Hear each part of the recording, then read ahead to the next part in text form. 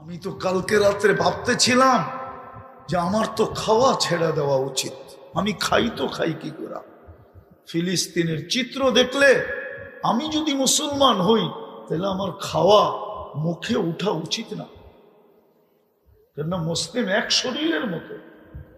বাচ্চাদের রক্ত দেখলে আমরা দিব্যি চলতেছি না, ডেলি 2 রাকাত নফল পড়ি, আল্লাহর কাছে দোয়া করি না, 2 টাকা সৎকা দেই যে আসৎকা তো তারুদ্দুল বালা।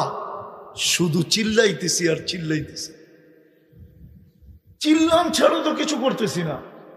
কি হুজুর রাগ হয়ে গেলেন? পায়ে হাত রাখি, চিল্লাম ছাড়া কি করি বলেন? বলুক এই মজমা যে আমরা ডেলি 2 রাকাত সালাতুল হাজত পড়ি। বলুক এই মাদ্রাসা যে ডেলি আমরা ফিলিস্তিনের জন্য 1 ইয়াসিন খতম করি।